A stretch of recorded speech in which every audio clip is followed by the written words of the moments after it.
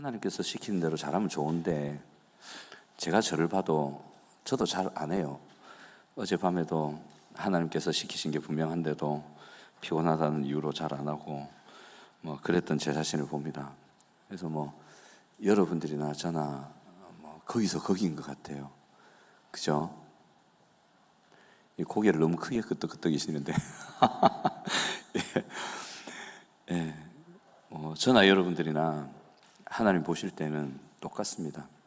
오히려 이 자리에 앉아 계신 분들 중에 저보다도 신앙생활을 오래 하신 분도 계실 테고, 그 오랜 신앙생활 속에서 청년의 때지만 신앙 때문에, 종교 때문에 많은 고민과 아픔의 시간들을 거친 분도 계실 거고, 그 갈등과 고통 속에서 아직도 답을 못 찾은 분이 있거나, 또는 그 아픔을 견뎌내면서 어느 정도의 답을 찾고 적응을 하고 이제 하나님의 나라라는 목적을 향해서 한 걸음 가고 계신 분들이 계실 수도 있습니다.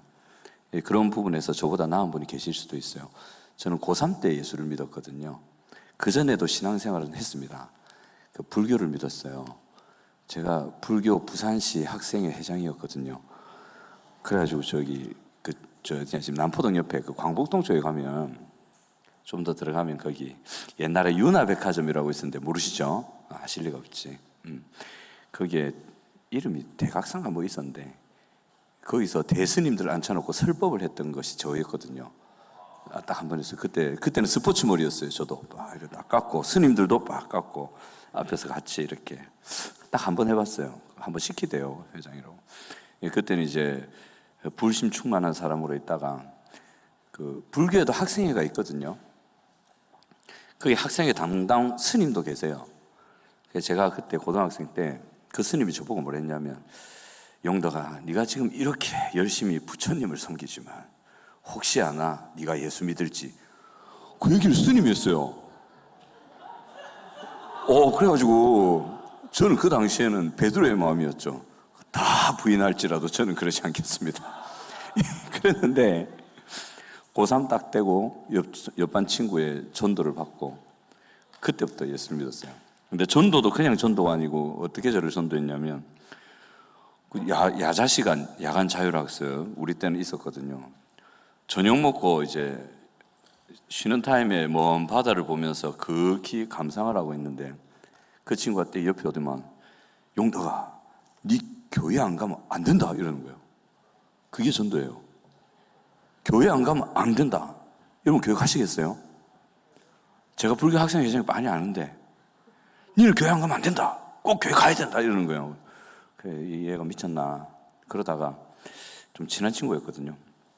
하도 부탁을 해서 그때 처음 교회 출석하고 그 다음부터 주일을 결석한 적이 없어요. 그때부터 11조를 했는데 지금까지 11조를 빼지 않았어요. 500원 받으면 50원 하고 1510원을 받으면 151원을 해야 되잖아요.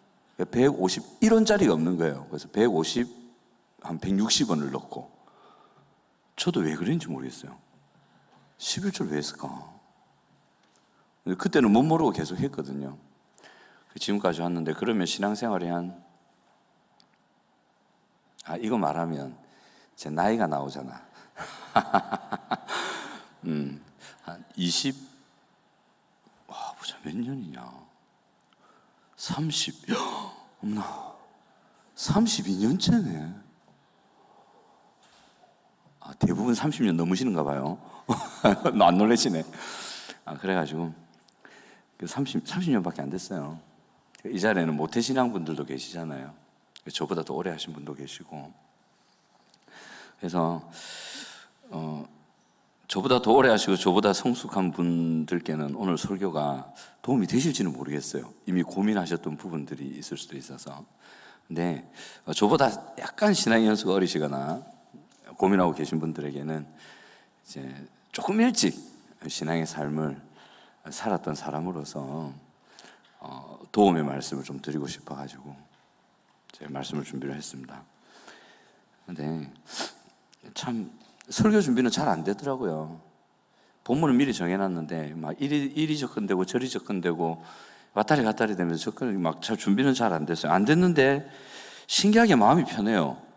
왜 편했을까요? 이런 질문한 제가 이상하죠. 우리 오자노 오해하시는데 마음은 상당히 편했어요. 제가 이렇게 설교 준비가 안 되면 마음이 굉장히 불안해지거든요. 막 안절부절하고 막 뭐 쬐는 것 같고 피를 말리는 것 같고 빨리 준비해야 된다 했는데 지금 설교 이만큼 두꺼워요. 준비한 게 너무 안 돼가지고 막 이랬었는데 근데 예전에 그랬어요. 근데 오늘은 너무 편한 거예요. 왜죠, 그죠? 왜냐하면 하나님이 알아서 하시니까.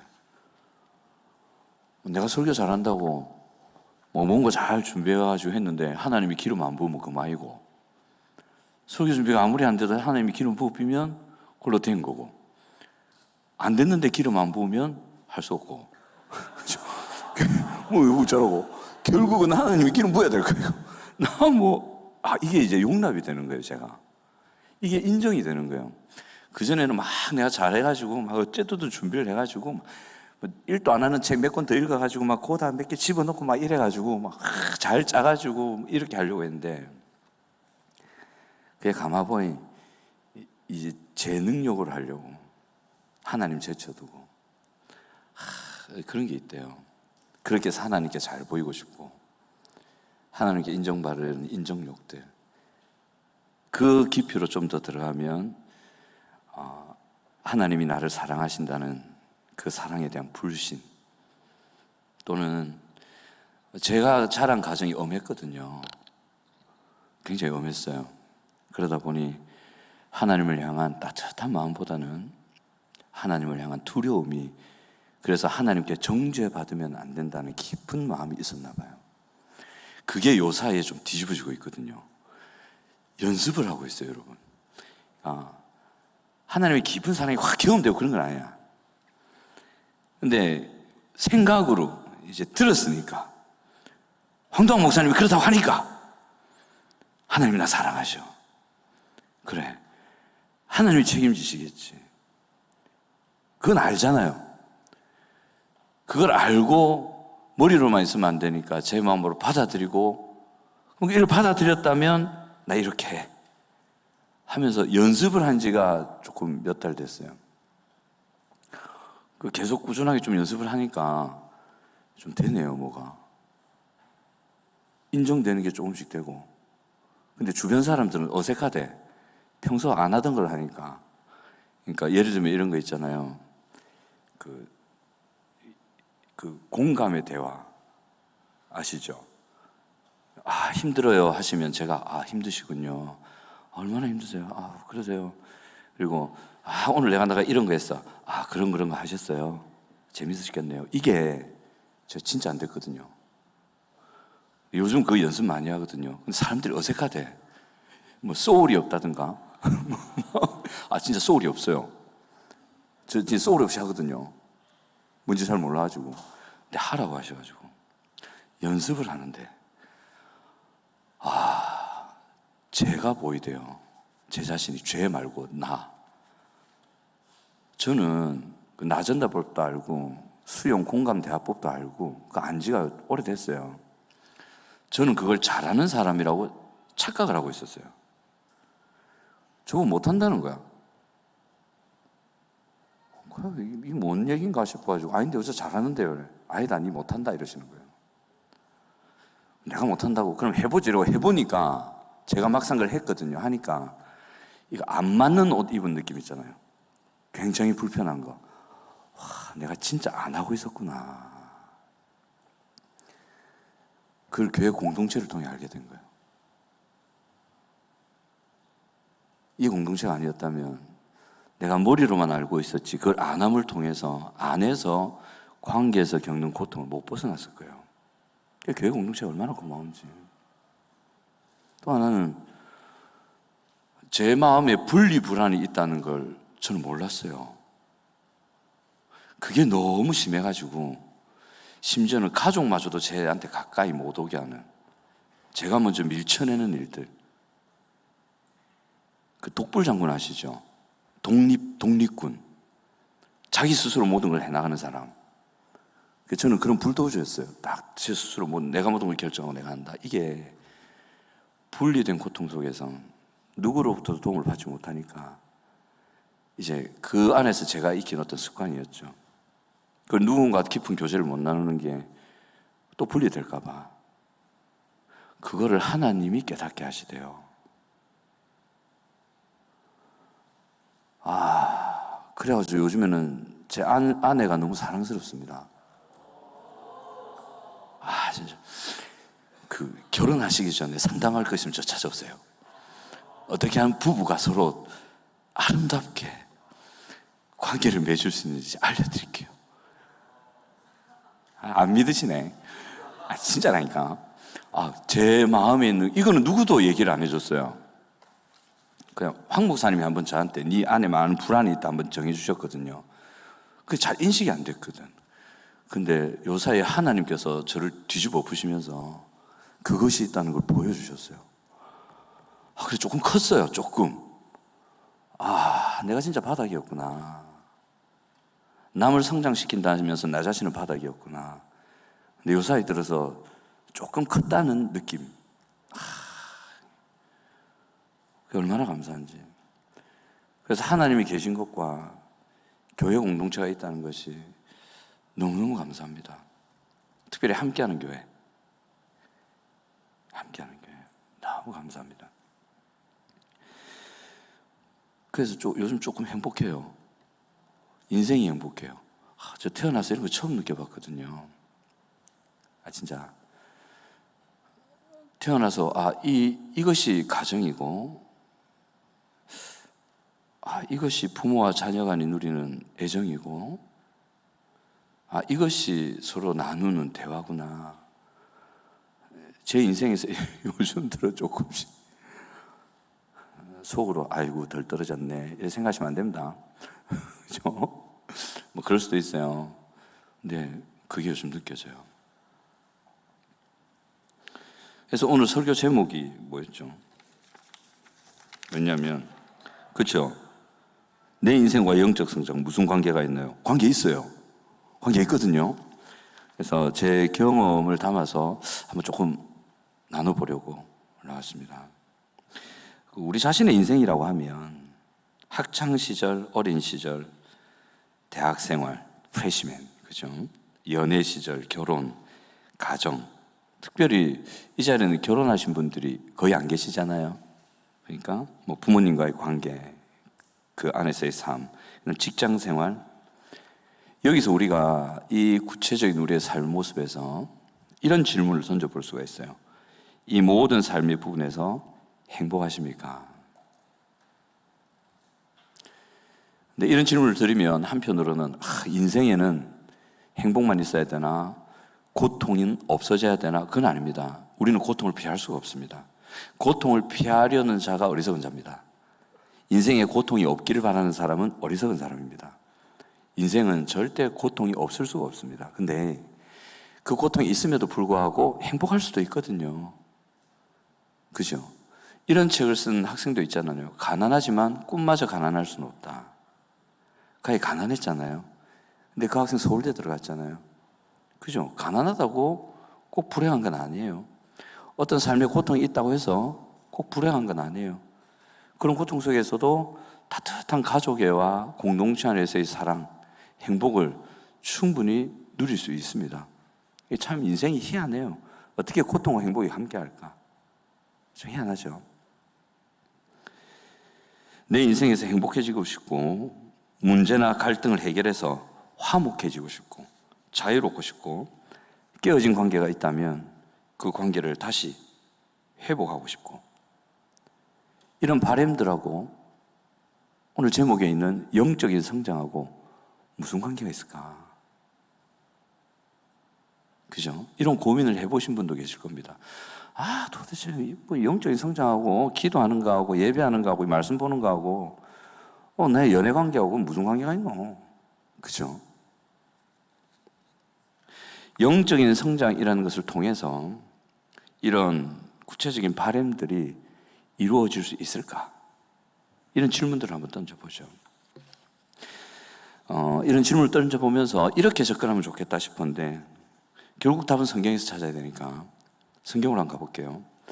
아담과 하와 이야기인데 아담과 하와 이야기를 하면서 제가 영적인 성장에 대한 이제 권영덕 버전을 한번 적어봤습니다. 한번 띄워주세요. 예, 한번 같이 읽어볼까요? 시작. 진리의 기초 위에 하나님의 은혜로 전인격이 예수님의 장성한 분량으로 회복되어 가는 것. 자, 다시 한번 시작. 진리의 기초 위에 하나님의 은혜로 전인격이 예수님의 장성한 분량으로 회복되어 가는 것. 영적인 성장은 저는 회복이라고 말하고 싶습니다. 그러니까 원래 우리의 모습이 있었어요. 죄 때문에 잃었어요. 그것을 회복해가는 과정.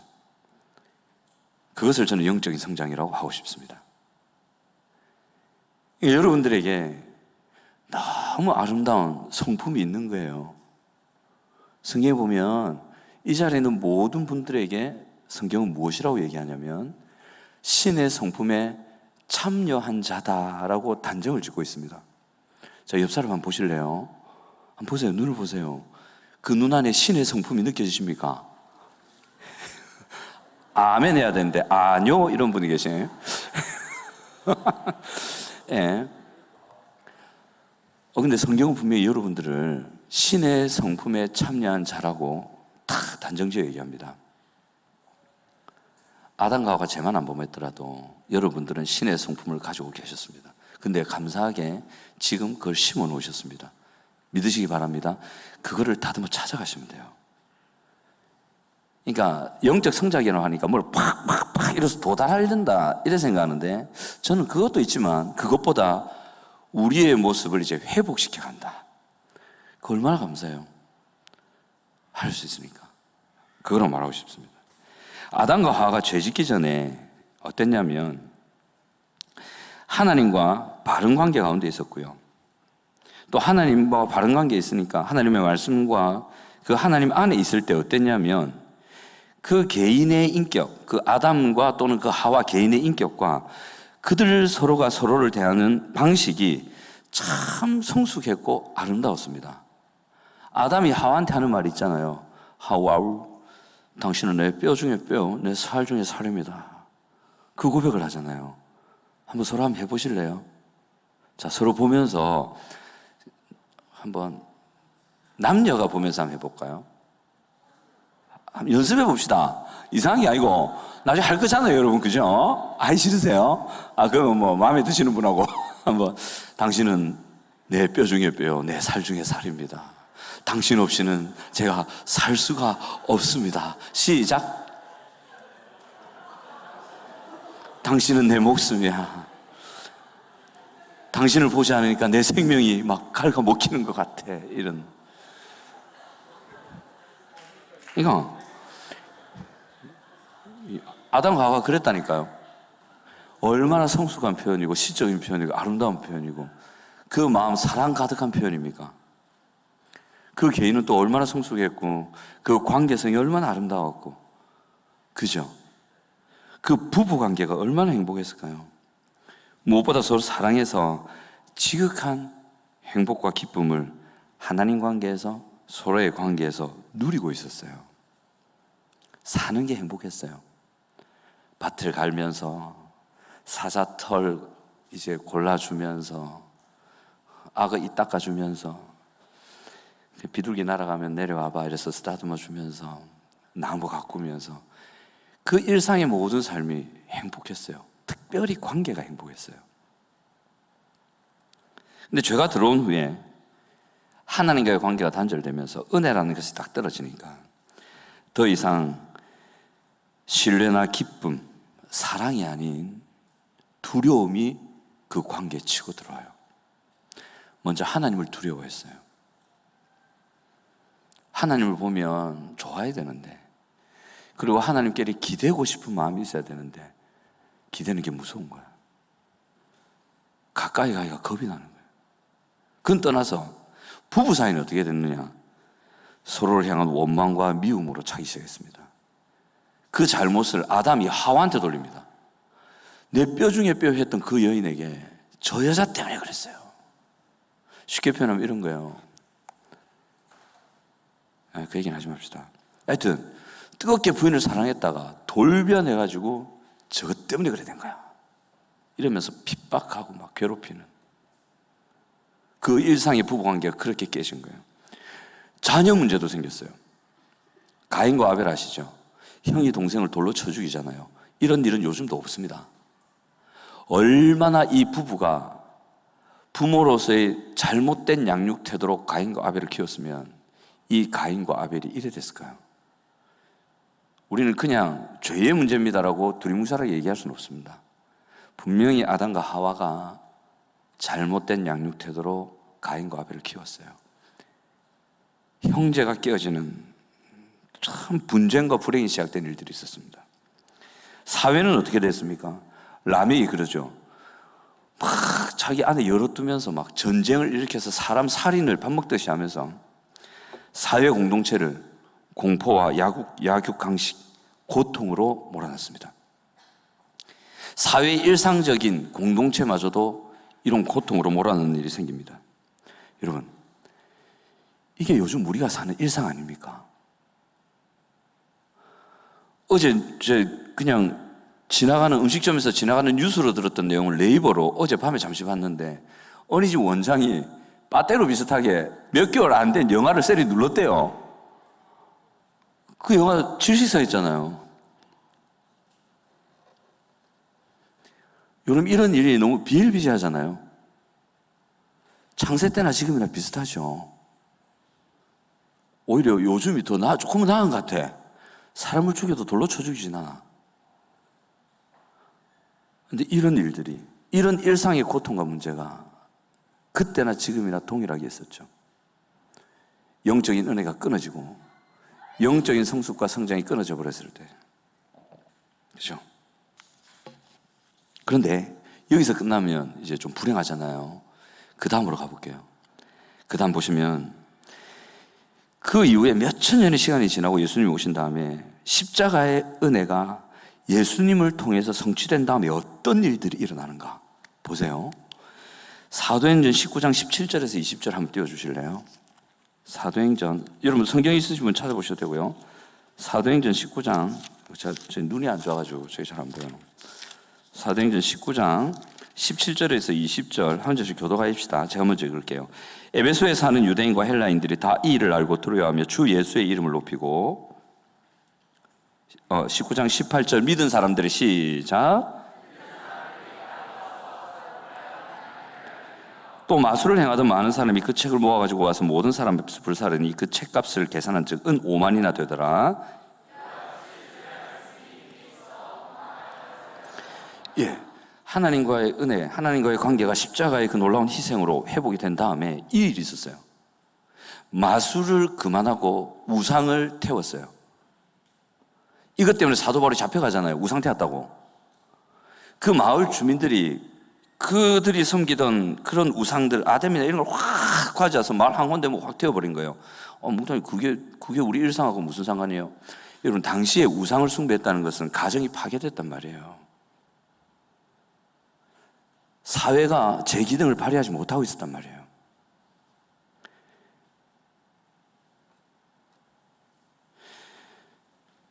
하나님의 은혜가 임하고 사람들이 하나님의 진리와 은혜 안에서 영적으로 눈뜨고 성장해 갈 때 특별히 우상 숭배와 마술을 그친 일들이 일어났습니다. 이것은 사회 전반의 회복을 의미했습니다. 왜냐하면 오늘날로 따지면 신천지 아시죠? 혹시 신천지 계시면 손 들어보세요. 아예 안 낚이시네. 갑자기 이렇게 하면 확 들거든요, 자기도 모르게. 그 신천지 안 계시죠? 신천지 계시면 자진해서 가주시면 감사를 드리겠습니다. 제가 차 한잔 사드릴게요. 하여튼 신천지 때문에 가정이 파괴되는 얘기를 들어보셨죠? 우리 딸 돌려주이소. 우리 딸 돌려주이소. 어떤 집은 엄마 아빠가 전 재산 다 팔고 자식 새끼들 어찌 모르고 신천지에 다 갖다 바치네. 이단의 한여입니다. 이 우상 숭배, 이단에 덫에 빠졌을 때에 하나님과의 바른 관계가 깨어졌을 때에, 그래서 우상 숭배와 이단으로 빠졌을 때에 가정이 깨지고 그 가정의 고통과 눈물에 빠지고 그 영향 때문에 사회 전반이 어려움을 겪는 일들이 있었습니다. 그런데 하나님의 은혜가 임하고 사람들이 영적으로 눈뜨고 회복하면, 그리고 영적으로 성장해 갈 때 개인과 가정과 부부와 부모, 자녀, 사회 공동체가 회복되는 일들이 있었습니다. 보세요. 에베소에서 우상을 태웠어요. 마술을 다 태웠어요. 그 태운 아빠들이 뭐 했을까요? 집으로 갔어요. 당시에는 우상 숭배하면서 부적당한 성관계도 맺고 그랬잖아요. 부인이 분명히 있는데 우상 신전 가서 거짓하고 있단 말이에요. 부인이 어땠을까요? 그때 부인은 여자도 아닌가? 말은 못하고 가슴을 쳤겠죠. 그걸 보는 자녀들은요, 무너지죠. 그것만 있었겠어요? 아이들을 불러 태우는 일은 다반사고, 그런 일들이 그친 거예요. 그 많은 돈들과 재력들이 가정과 사회를 위해 써야 될 일들이 그 우상을 섬기는 대로 다 들어가요. 그것이 그친 거예요. 회복이 된 거죠. 좀 더 가보면 1907년 평양 대부운동 들어보셨죠? 제가 그 자료를 찾아봤는데 1907년에 길손주 목사님의 회개를 통해서 시작이 되어서 회개의 바람이 불어서 그 평양의 대부흥의 역사가 일어났잖아요. 그때 회개 운동이 막 일어났거든요. 회개한 내용을 제가 몇 가지 알려드릴게요. 뭘 회개했냐면, 하나님을 예배하지 않아서 죄송합니다. 하나님, 성경 공부를 열심히 하지 않아서 죄송합니다. 셀 모임을 가지 않아서 죄송합니다. 목사님을 잘 섬기지 않아서 죄송합니다. 이게 아니었어요. 사기친 거 회개했고, 공금 횡령한 거 회개했고, 도둑질한 거 회개했고, 심지어는 누군가를 미워했던, 관계 속에서 미워하고 저주했던 거 회개했고, 심지어는 어떤 사람이 기독교인 되기 전에, 놀라지 마세요, 자기 딸을 독살했대요. 그걸 그 부흥회 때 회개한 거예요. 아무한테도 말 못했대요. 이게 영적인 일하고 무슨 관계가 있어요? 이게 예배하는 거하고 뭔 상관이 있어요? 얼마나 그 가정이 고통 속에 있었고 아버지가 망가져 있었으면 딸을 이렇게 할까? 그걸 회개하고 펑펑 울면서 잘못했다고. 그리고 이랬대요. 어떤 남자들은 새 아내를 얻기 위해서 본처를 거의 죽음에 이를 정도로 핍박했대요. 그걸 회개한 거예요. 회개하고 뭘 했냐면 처가댁 찾아가가지고 아내 앞에 무릎 딱 꿇고 내가 잘못했다. 정말 잘못했다. 내가 딴 여자 얻으려고 당신한테 그런 거라고. 당신 잘못한 게 아니라고. 내가 잘못했다고. 그 일이 일어나는 거예요. 그리고 실제로 강도 한 명은 그 자리에서 제가 강도짓을 했습니다 고백하고 회개하고 경찰서 찾아가지고 스스로 자수해서 스스로 구속이 되는 일들이 일어났어요. 범죄가 그치는 거예요. 이것뿐만 아니라 간음, 증오, 심지어는 아내에 대한 애정 결핍도 고백했대요. 저 아내를 사랑하지 않았습니다. 저 아내를 사랑하지 않았습니다. 여러분, 아내를 사랑하지 않는 남자는 자녀도 사랑하지 않습니다. 아내를 미워하면서 자녀를 사랑한다는 남자들은 거짓말입니다. 이 진실을 여러분이 아셔야 행복한 결혼생활을 할 수가 있습니다. 그랬던 거예요. 이것도 회개하는 거예요. 여러분, 오늘날 우리 사회에 필요한 거 아닙니까? 예수를 믿건 예수를 믿지 않건 지금 사회가 고통하는 지금 이 모습에 필요한 그 일들이 일 아닌가요? 영적인 것과는 전혀 상관없이 보이죠. 하지만 영적으로 눈을 뜨고 영적인 성장이 있었을 때에 실제로 역사 속에 이런 일들이 일어났습니다. 이렇게 하나님의 진리의 빛과 은혜, 바닥을 쳐도 안전한 사랑의 공동체가 있을 때에 이 역사들이 일어납니다. 영적인 성장과 성숙이 있고 그것을 통해서 개인과 관계와 가정과 사회가 회복된 일들이 일어난다는 것을 성경은 얘기하고 있고 역사적으로도 증명이 되고 있죠. 그때뿐입니까? 함께하는 교회에서 그 일이 일어나잖아요. 얼마 전에 저 어떤 학부모 상담을 했습니다. 학부모님이 와서 초췌한 얼굴로 앉아 계신 거예요. 한 분이 오셨어요. 왜? 무슨 일이십니까? 저는 또 우리 다준에 보내실 거라 생각하고 내심 기뻐가지고 갔는데 아이도만. 그게 아니고 그냥 자녀 문제 때문에 오신 거예요. 너무 힘들다고. 자녀가 이런 문제가 있다. 대번에 여쭤봤어요. 혹시 자녀 문제는 두고 부모님 중에 이런 문제가 있으신 분 계십니까? 딱 물어봤어요. 그분은 엄마 아빠에 대해서 아무 얘기 안 하시고 자녀 얘기만 하셨거든요. 자, 그래서 저 그냥 물어봤어요. 황동학 목사님한테 배웠는데 그 정도는 알아야지. 물어봤어요. 그렇다는 거야. 그래서 제가 여러 말씀하시고 끝에 뭐라 했냐면 황 목사님 찾아가십시오. 방법은 그겁니다. 찾아가셔서 시키는 대로 하시면 자녀가 살기고 만약 못 찾아갈 것 같으면 버티십시오. 그리고 제가 시킨 대로 하시면 됩니다. 근데 이분이 황 목사님을 찾아가기로 부부가 결단한 거야. 그 문자가 온 거예요. 목사님, 담임 목사님 찾아뵙기로 했습니다. 잘하셨다고. 제가 치료 못하면 넘겨야 될 거 아닌가 봐. 그게 황 목사님, 내가 못하니까. 근데 함께하는 교회에서 창세기, 그리고 지금으로부터 약 2000년 전에 에베소, 그리고 약 1000년 전에 평양대부, 그때 일어났던 일들이 지금도 일어나고 있다. 진짜 일어나고 있습니다.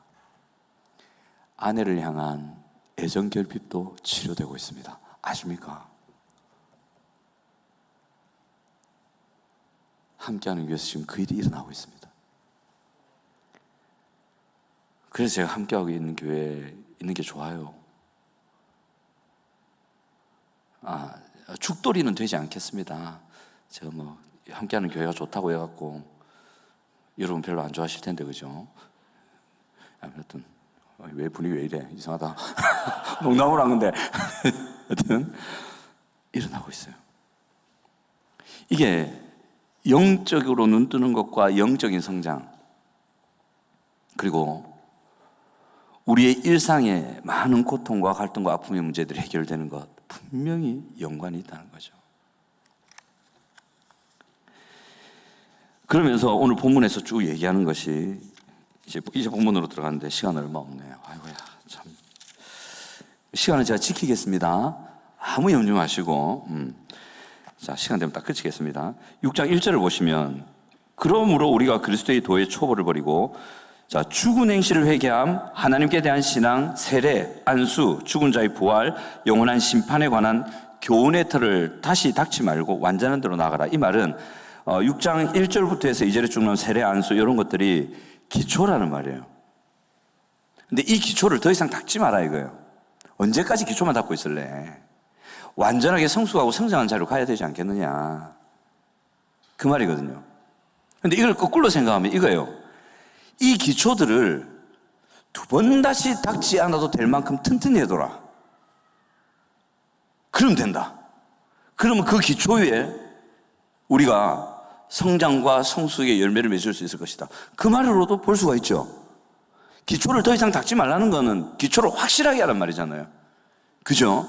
근데 이 기초들, 죽은 행실을 회개함, 하나님께 대한 신앙, 세례, 안수, 죽은 자의 부활, 영원한 심판에 관한 교훈들을 하나로 딱 묶으면 뭐가 딱 나오냐면, 그러니까 녹즙게 딱 이걸 집어넣어가지고 쭉 짜면 뭐 하나 통 튀어나오면 하나님의 은혜라는 게 딱 튀어나와요.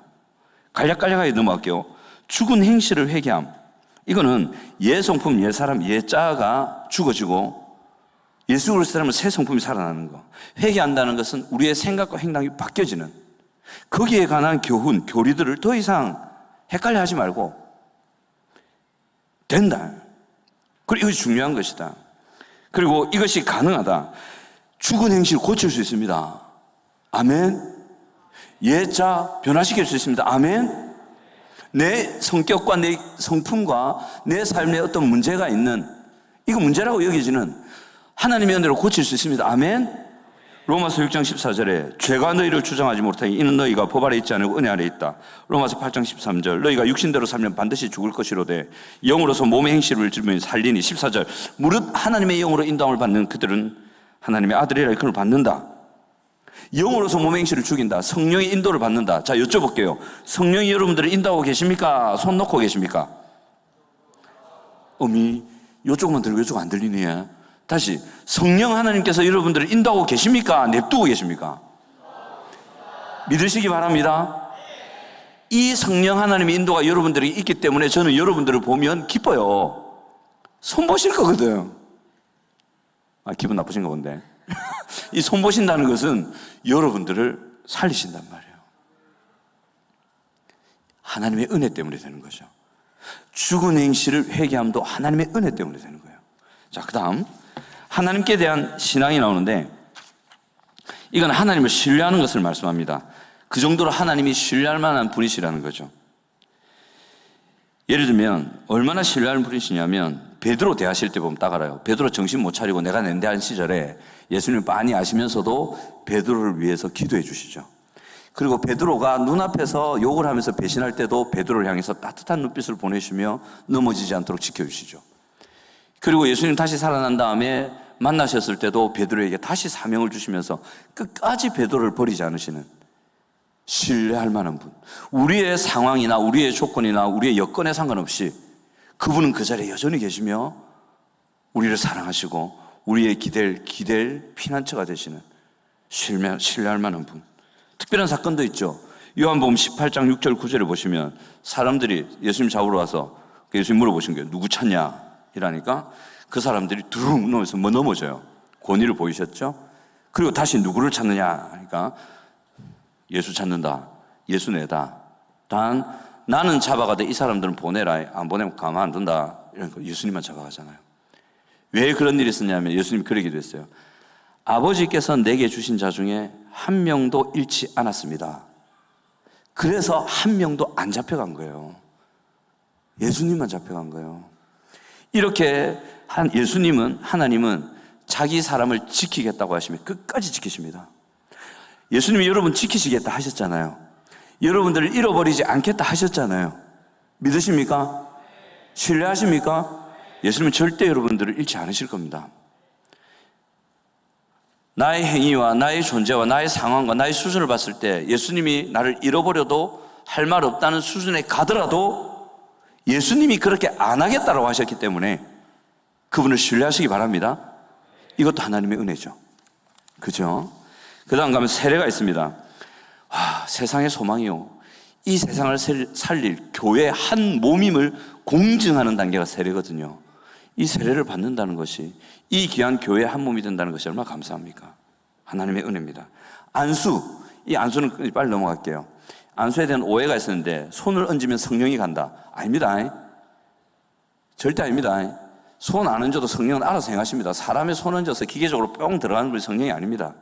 이 안수의 대표적인 의미는 축복하노라. 사명을 주고 축복이 흘러가는 거예요. 이 길을 만드신 하나님, 이것도 하나님의 은혜죠. 자, 그 다음 넘어갑니다. 죽은 자의 부활과 영원한 심판. 여러분 다 부활하실 거죠? 여러분 심판 받으실 거죠? 심판 받으세요. 어떤 심판이냐? 영생을 얻는 심판이죠. 천국 심판 받는단 말이에요. 불신자는 영혼 형벌의 심판을 받고, 부활하는 것도 은혜요. 심판받는 것도 우리에게는 이제 하나님의 은혜죠. 믿으십니까? 하나님의 은혜라는 걸 받아들이십니까? 그죠? 여러분들이 다 그 은혜를 누리게 돼 있단 말이에요. 그러면 이게 다 기초거든요. 이 기초를 쫙 쭉으니까 하나님의 은혜라는 게 탁 나와. 이 은혜가 뭐냐면 그거를 받을 만한 대상이 아니야. 근데 하나님이 값없이 그에게 베푸시는 호의, 어떤 값도 받지 않으시고 지불할 수 없으니까 값없이 베푸는 호의가 은혜거든요. 이 은혜를 베푸는 근거가 뭘까? 이 은혜를 베푸는 근거가 뭘까요? 한번 맞춰보세요, 여러분. 이 은혜를 베푸는 근거가 뭐냐면 사랑입니다. 하나님 여러분 진짜 사랑하세요. 고린도서 13문장 보시면 사랑은 오래 참고 사랑은 온유하며 사랑은 무리에 힘치 않고 이러 나오죠. 오래 참는 게 사랑이 아니에요. 무례히 행하지 않는 게 사랑이 아니에요. 자기 목숨을 내던져주는 게 사랑이 아니에요. 마음에 사랑이 있으면 그를 향해 오래 참아요. 마음에 사랑이 있으면 그를 향해 무례하게 행하지 않아요. 마음에 사랑이 있으면 그를 오래 견뎌줘요. 마음에 사랑이 있으면 나의 유익을 그치 않고 사랑하는 상대의 유익을 구하게 돼 있어요. 마음에 사랑이 있으면 값없이 은혜를 베풀어요. 이 말은 하나님의 마음에 우리를 향한 뭐가 있었다? 사랑이 있었다. 우리를 향한 뜨거운 사랑의 마음을 가지고 계셨기 때문에 이런 값없는 은혜를 우리에게 베푸시는 거죠. 하나님이 그렇게 우리를 사랑하신다는 겁니다.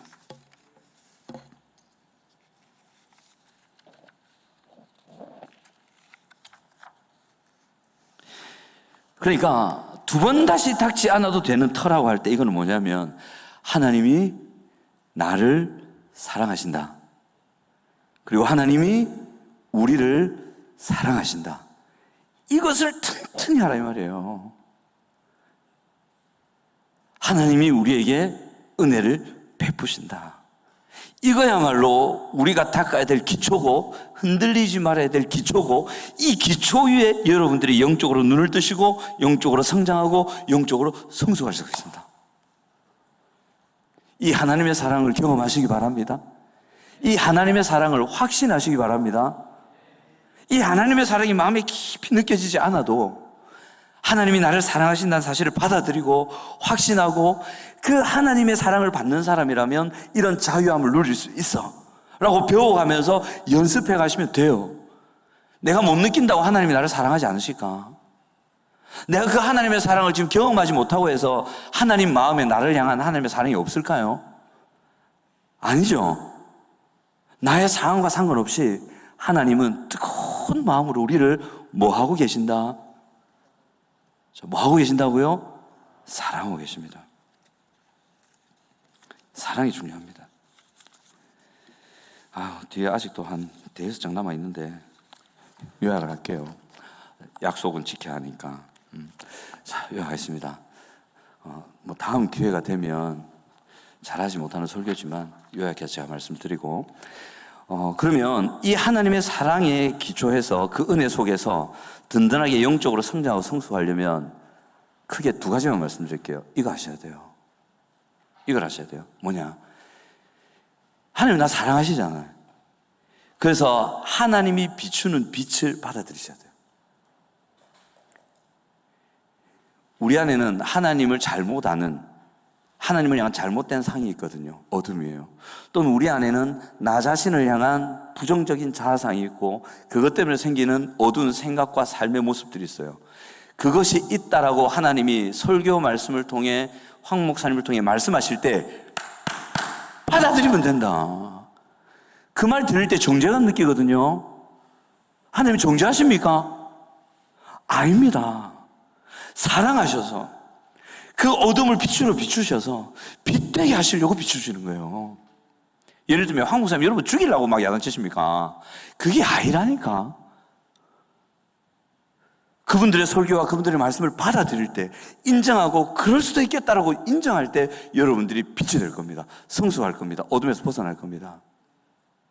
두 번째는 다 빼고 사랑의 공동체를 만드십시오. 우리가 빛이 비출 때에 그 빛을 편안하게 또는 힘들지만 그것을 받아들이는 용기와 마음문을 여는 일은 어디서 생기냐면 바닥을 칠 수 있는 안전한 공동체에서 생깁니다. 내가 바닥을 쳐도 이 공동체는 나를 버리지 않아. 내가 바닥을 치는 인격을 드러내고 내가 바닥을 치는 말을 하고 내가 바닥을 치는 행동을 해도 셀장님과 황 목사님과 부목사님들과 부셀장님들과 성김이 분들은 그리고 우리 셀원들은 나를 버리지 않아. 이것이 인정되는 공동체 안에서 그들은 빛을 받아들입니다. 그래서 셀을 안전한 공동체, 무엇을 해도 받아줄게, 공감과 수용의 공동체, 누군가 바닥을 치더라도 괜찮아라고 말할 수 있는 공동체, 힘들어 지쳐 있을 때에, 포기하고 싶을 때에, 도와줄 어떤 조건도 없을 때라도 그들의 손을 잡고 같이 가자. 우리는 하나야. 우리는 공동체야. 나눠 버리지 않을게. 도와줄게. 이것이 느껴지는 공동체를 만들어 주시기를 부탁드리겠습니다. 우리 셀장님들께 간곡히 부탁드리고, 여러분 모두도 함께해서 이 공동체를 만든다면 이 세상의 어둠 속에 고통하는 많은 사람들이 이 공동체를 찾거든요. 올 겁니다. 오면 여기에서 안정감을 얻고 수용됨을 느끼고, 그래서 마음이 두려움을 걷어내고 그 빛을 비출 때 그 빛을 받아서 영적으로 눈을 뜨고 변화되고 살아나는 일들이 일어날 겁니다. 그게 지금 한교에서 일어나고 있습니다, 여러분. 물론 다른 교회도 일어나고 있죠. 체험하는 분도 계실 거고. 그래서 우리 함께하는 교회에, 우리 특별히 청년팀에 이 일들이 더 많이 일어나기를 제가 축복하고 기도하고, 그래서 정말 생명을 살리는 청년부를 세워주시는 여러분들 되어주시기 바랍니다. 우리 같이 찬양하겠습니다.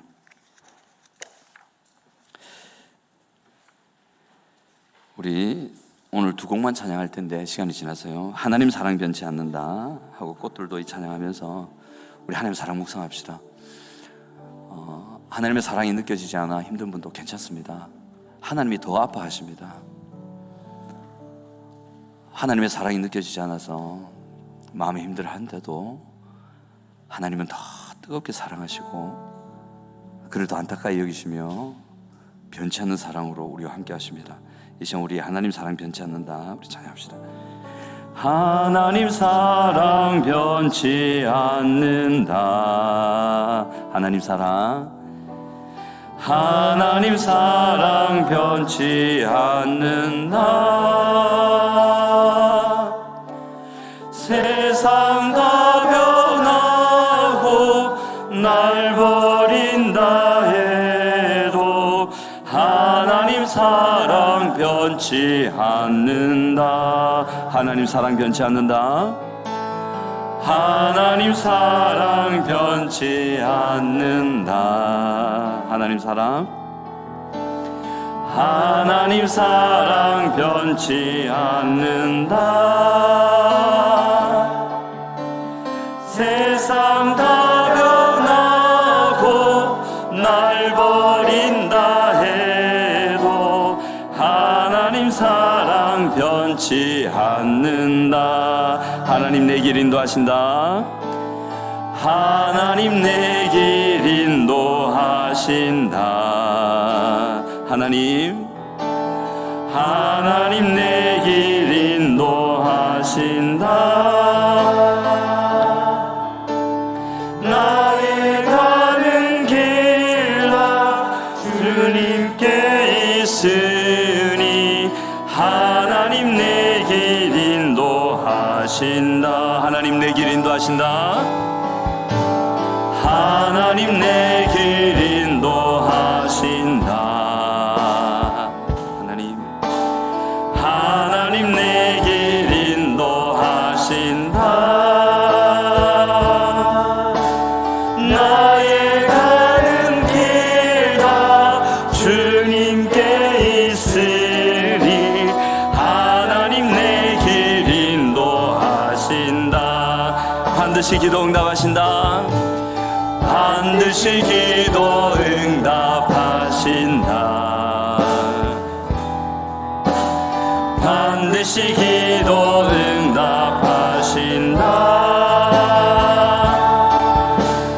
때론 나의 뜻과 다른 길이라도 반드시 기도 응답하신다. 하늘의 것을 구하며 산다. 하늘의 것을 구하면 산다. 하늘의 것을 구하면 산다. 세상 헛된 것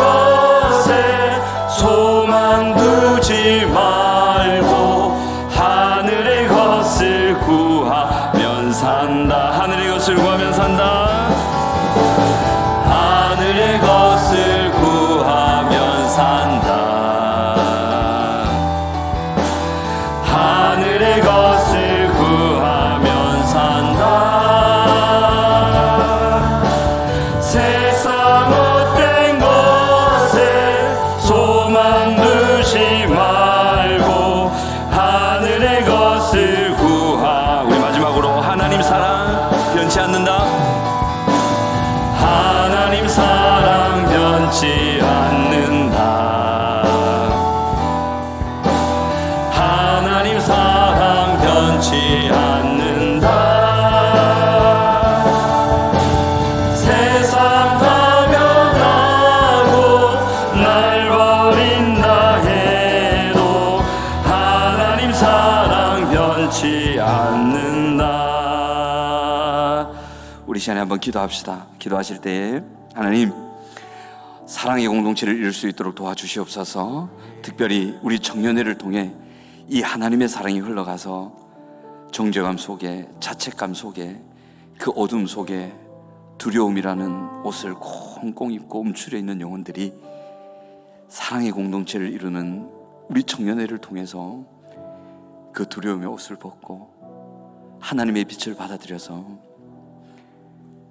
그 빛으로 나와 하나님이 우리에게 예비하신 큰 놀라운 은혜와 행복과 자유의 삶을 누릴 수 있는 그 열매를 풍성히 이루는 우리 청년이 될 수 있도록 도와주시옵소서. 우리 주여 한번 크게 부르고 함께 기도하도록 하겠습니다. 기도하시겠습니다. 주여, 할렐루야. 아버지 하나님 은혜를 감사합니다. 아버지 이 시간 하나님의 도우심과 역사를 간절히 구하며 나갑니다. 우리의 힘으로 할 수 없음을 고백하며 나갑니다. 아버지 하나님이 우리 청년의 공동체가 아버지 하나님이 하나님의 사랑을 보내는 공동체가 되게 하여 주시옵소서.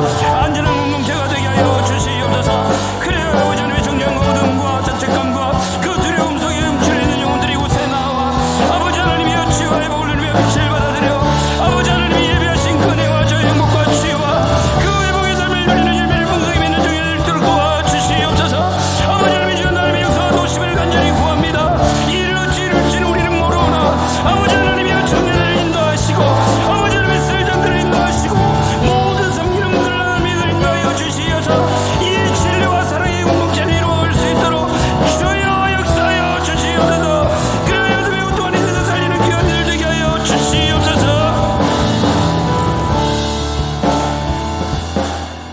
우리 같이 이곳에 생명샘 솟아나 이 사랑의 공동체를 이루므로 빛이 비추이고 회복되는 공동체를 이루므로 사막에 꽃이 피고 사막에 강물이 흐르는 하나님의 은혜를 이루어 주시옵소서.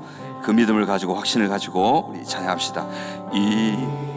이곳에 생명샘 솟아나 눈물 골짝 지나갈 때에 뭐잖아 열매 맺힙니다. 뭐잖아 열매 맺히고 웃음소리 넘쳐나 이곳에 생명샘 이곳에 생명샘 솟아나 눈물 골짝 지나갈 때에 뭐잖아 열매 맺히게 하신 하나님을 찬양합니다. 숨소리 넘쳐나리라. 꽃들도 구름도 바람도 꽃들도 구름도 바람도 넓은 바다도 찬양하라 찬양하라 예수를. 하늘을 울리며 노래해 나의 영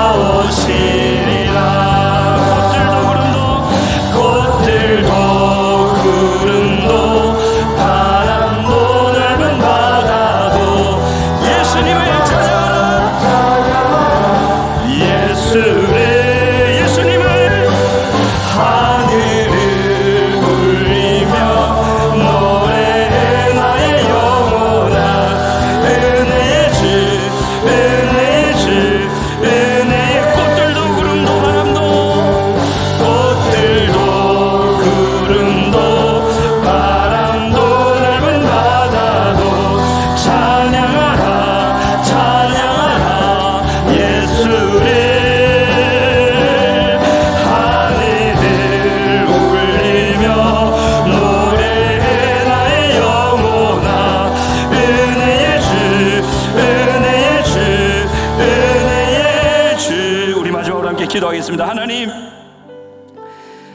사막을 걷는 것 같은 모든 것이 메말라버린 그런 것을 걷는 것 같은 고통하는 모든 청년들에게 소망이 되는 함께하는 교회 청년부가 될 수 있도록 도와주시옵소서.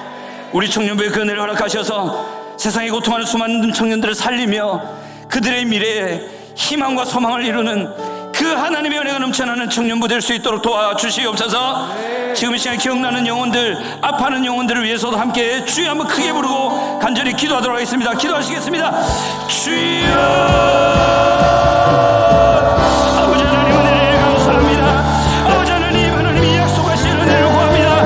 사막의 강수를 흘려오느니라, 사막을 숲으로 만들어 주리라. 아버지 하나님이 그 약속을 붙들고 기도합니다. 아버지 하나님이 함께하는 교회 모든 청년들이 기도합니다. 함께하는 교회 모든 성실한 영혼들이 하나님을 바라보고 있습니다. 아버지 하나님의 청년부를 도와주셔서 사막과 같은 인생을 사는 청년들의 삶 가운데 인격과 그들의 고통하는 그들의 인생들 가운데 생수의 강수를 넘치게 하시고 바다를 이루시고, 아버지 하나님이여 사막 같은 그들의 인생의 숲을 이루시는 하나님의 소망을 이루는 청년이 되게 하여 주시고, 이 땅에 고통하는 수많은 청년들을 살리는 하나님의 청년집이 될 수 있도록 역사하여 주시옵소서. 우리의 나올 번을 인도하시고 세우신 하나님을 의지합니다. 주여 모두를 도와주시고 간절한 기도를 받아 주시옵소서.